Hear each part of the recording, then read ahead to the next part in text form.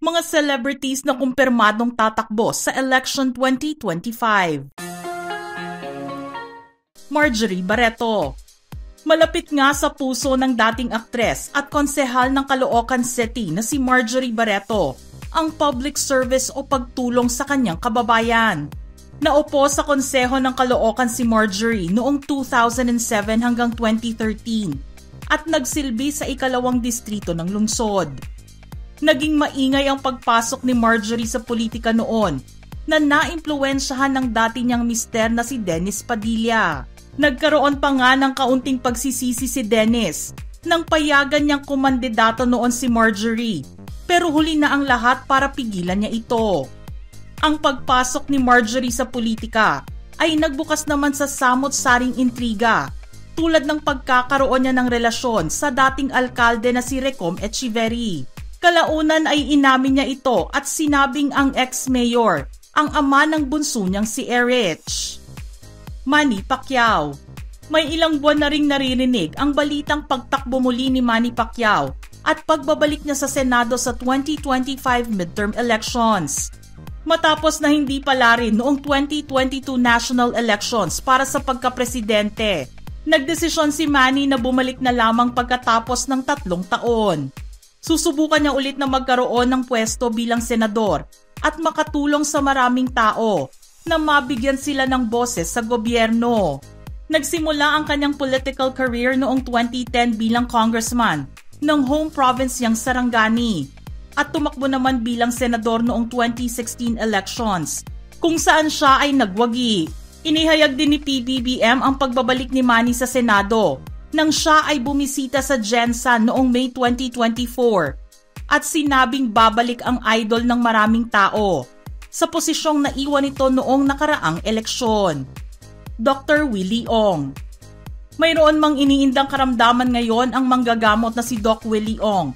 Hindi naman ito magpapahuli at sinabing muli siyang lalaban para magkaroon ng pwesto sa gobyerno sa darating na 2025 midterm elections. Kahit siya pa ay pinayuhan ng kanyang mga doktor na wag na niyang ituloy ang pagtakbo nito dahil no more time na raw siya. Iginiit naman ni Doc Willie na gusto niyang makapaglingkod sa bayan. Matatandaan na noong 2022 elections ay tumakbo siya bilang running mate ni Isko Moreno para vice-presidente, subalit hindi siya pinalad na manalo. Nabanggit din ni Doc Willie na nagdulot ng sobrang stress ang pagtakbo niya noong 2022 at ito ay nagbigay sa kanya ng sakit na cancer ngayon. Bong Revilla. Ilang linggo lang ang nakararaan matapos ihayag ng aktor na si Bong Revilla na siya ay muling tatakbo bilang senador sa 2025 midterm elections. Inanunsyo ang kanyang pagtakbo ng partidong kanyang kinabibilangan, ang Lakas CMD o Lakas Christian Muslim Democrats Party. Nangyari ang anunsyong ito sa Malacanang habang ginaganap ang National Convention ng kanilang partido sa pamumuno ng kanilang presidente na si House Speaker Martin Romualdez. Unang sumabak sa politika si Bong noong 1995 bilang vice-gobernador ng Cavite at nasundan ng pagkagobernador noong 1998 at unang naupo bilang senador noong 2004. Philip Salvador.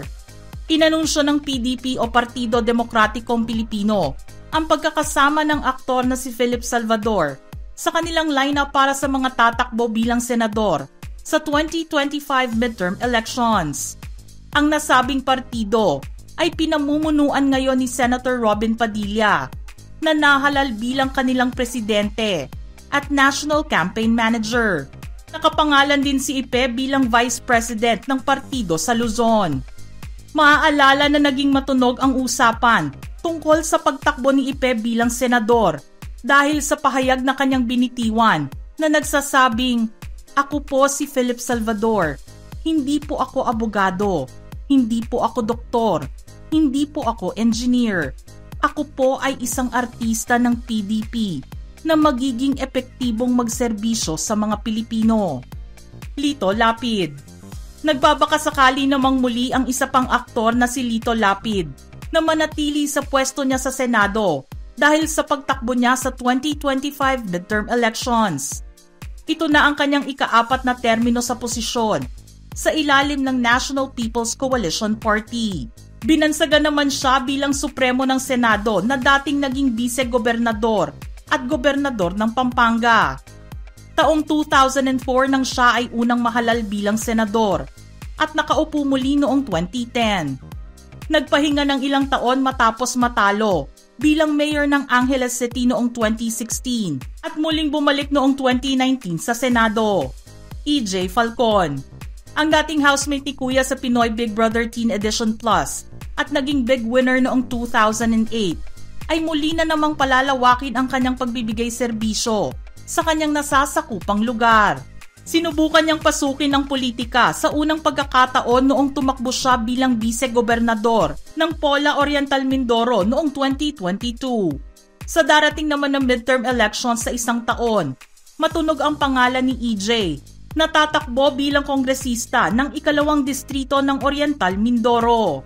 Bago ang balitang pagtakbo niya sa 2025, masayang inanunsyo ni EJ sa kanyang social media noong August 30, 2024 ang pagtatapos niya sa kursong Bachelor of Arts in Political Science, Major in Local Government Administration sa University of Makati. Tito Soto, matapos makapagpahinga ng 3 taon matapos na hindi pala rin na manalo bilang vice-presidente ng bansa noong 2022 national elections, muli namang sinigurado ni Tito Soto ang pagbabalik niya sa Senado sa susunod na eleksyon. Kasama niya sa ilalim ng National People's Coalition sina Manny Pacquiao at Lito Lapid. Malakas pa rin ang presensya ni Tito Sen sa mga taong bayan dahil pumangalawa siya sa ginawang survey ng Okta Research na mayroong 51.7% voter preference. Una siyang naging vice-alkalde ng Quezon City noong 1998 at tumawid sa pagkasenador noong 1992. Isko Moreno, ang isa pang presidential candidate noong 2022 national elections na si Isko Moreno ay muling magbabalik bilang isang public servant. Siya ay muling tatakbo bilang alkalde ng lungsod ng Maynila. Ang naiwan niyang posisyon dahil sa pagtakbo niya bilang presidente. Tatakbo siya sa ilalim ng Partidong Aksyon Demokratiko, kung saan siya rin ang namumuno. Makakalaban niya ang dati niyang vice-alkalde, na kasalukuyang alkalde ng Maynila na si Honey Lacuna, sa pagtakbo nito sa ikalawang termino. Wendell Ramos. Usap-usapan ngayon ang pagdalo ng aktor na si Wendell Ramos sa gift-giving event ng Tutok to Win Party ng businessman na si Sam Versosa noong September 22, 2024 sa Tondo, Manila. Bumisita ang mga ito sa Smoky Mountain para maghatid ng tulong sa mga kababayan doon. Marami ang nagulat sa kanyang presensya noong araw na iyon dahil ipinakilala na rin siya ni Sam bilang kandidato para konsehal sa 4th District ng Maynila.